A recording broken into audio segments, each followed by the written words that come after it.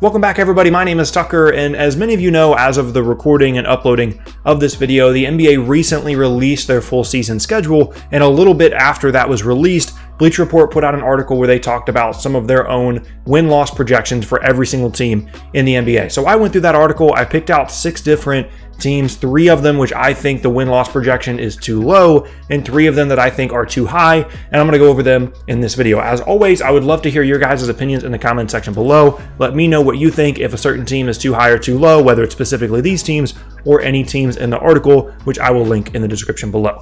With that said, let's go ahead and get started. First up in the too high category, a team that I think was given a little bit too much credit and won't have this good of a record is the Oklahoma City Thunder. Bleacher Report had them listed at a 40-42 record, and this isn't necessarily about the talent that they have on the team, because I think talent-wise, they do have enough to win 40 games between Chris Paul and Danilo Gallinari, Shai Gilgeous-Alexander, Steven Adams. The problem is, I don't think they're going to keep all those guys on their roster throughout the entire season. I think probably 20 or 25 games in, they're going to realize that this isn't a playoff team in the West. There's not much point to just getting the 12th or 13th pick in the draft by winning 40 games, even though they do have a ton of picks, so they might as well make their own pick as high as it possibly can be, and they're going to start trading away guys like Steven Adams, guys like Danilo Gallinari, guys like Chris Paul closer to the trade deadline. They obviously haven't done that yet, but as some teams maybe suffer some injuries or get a little bit more desperate or want to make a big trade deadline move, potentially push them over the top in a season in which pretty much the top third of the league can all be realistically competing for a championship,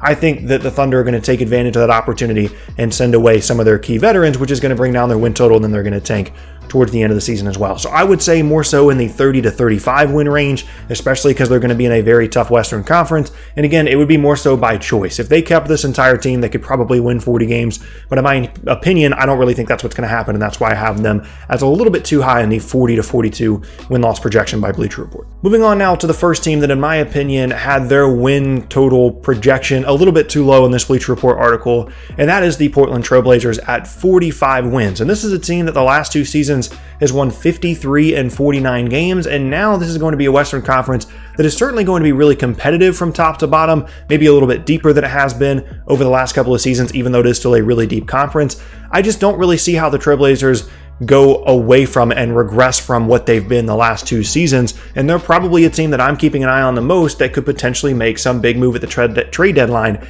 and further improve their team to put another really good player around Damian Lillard and TJ McCollum, and then to a certain extent Jusuf Nurkic as well. I think 45 is definitely too low. They're probably going to be a 50-win team this year, in my opinion, because they're really going to be pushing for a high seed in the Western Conference, because that's going to be a huge deal for them, as it is for every team in the Western Conference, because there's probably going to be a lot of 7-game series once we get to the playoffs. So as long as they don't have some kind of serious injury, I definitely think they're going to be winning more than 45 games, just if you look at how well they've played the last 2 seasons, and they're just kind of coming into their own now in what is going to be a less top-heavy and deeper Western Conference. Moving back now to the too high category, and this is actually probably going to be a surprising one for many of you, and that's the Dallas Mavericks at 44 and 38. And for me, I know that a lot of you guys like to make fun of me about how much I like Luka Doncic, and there's comments on almost every single video about how much I like Luka and how good of a player I think he's going to end up being. Obviously, Kristaps Porzingis is going to be coming back. They've got all these other guys to complement them.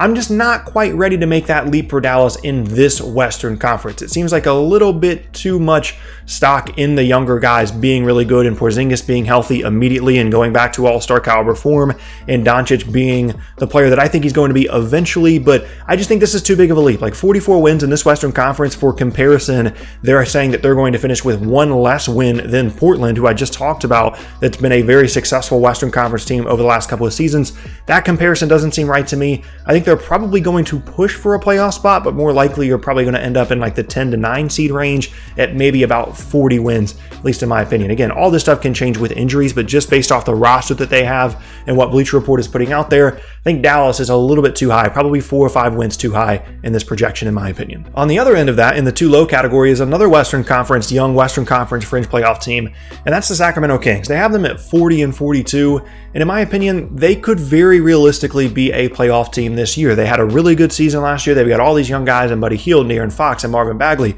They brought back Harrison Barnes. They made other moves like signing Dwayne Dedmon to improve their depth. Willie Cauley-Stein is gone, but again, they replaced him with some other guys. And I would definitely put more stock in the Kings making the playoffs this year than I would the Mavs, at least right now. It kind of remains to be seen how Porzingis is going to come back, what Luka is going to be able to do in his second season, and I just believe a little bit more in what the Kings have going on, which is weird for me to say, and I'm sure that surprises a lot of people watching this video because of how much I love Luka and all that stuff that I just talked about. I don't know. I just believe more in the Kings. I think that they have a little bit more talent across the team as opposed to just having two really good players like the Mavs do. I really believe in De'Aaron Fox, especially if he makes Team USA. I think that could even further increase the leap that he's going to make this season into probably an all-star guard, or at least pushing for one, even though the Western Conference is going to be really tough to make an all-star team. I don't know. I think 40 wins is too low. I think they're probably going to be more in the 43, 44 range, pushing for that 8th seed. And so I would probably just flip them and Dallas in these projections, put them at more like the 44 range and Dallas at more at the 40. And now for the first time in the video, we shift to the Eastern Conference side of things. And I know that these next two ones are going to cause a lot of discussion. Some people might be upset with me, but that's fine. That's just how it is sometimes. First one for me in terms of a team that their win total is too high is the Philadelphia 76ers. They are at 55 wins in this Bleacher Report projection.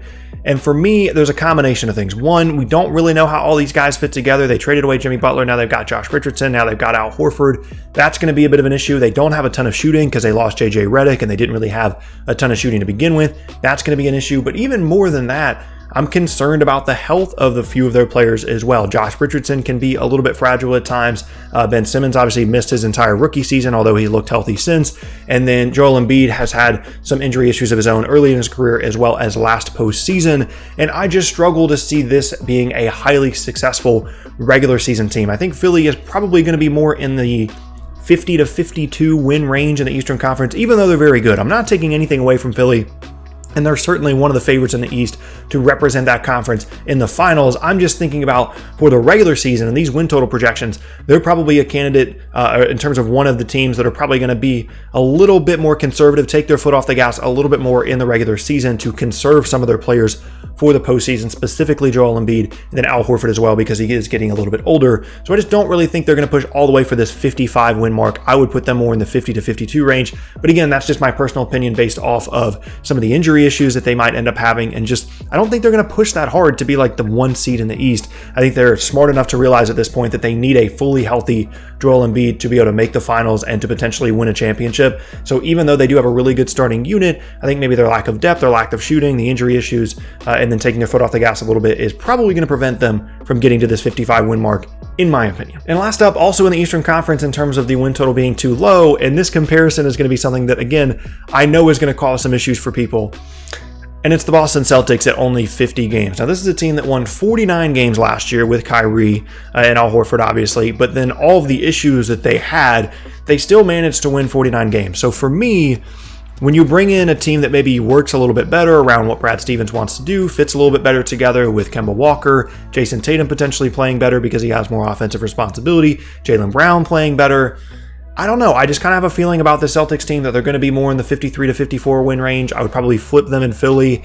Just in terms of their regular season win total, I think Philly is still a more talented team and a team that is going to probably be a more serious threat to make the finals, obviously. So I understand why they projected them this way. But for me, I would flip them just because I think the Celtics are going to put a little bit more pride in the regular season. They've got younger players, or at least younger, typically more healthier players in terms of Jason Tatum and Jaylen Brown compared to Ben Simmons and Joel Embiid. So they're not going to be as worried about saving those guys for the postseason because generally they've been able to do that anyway.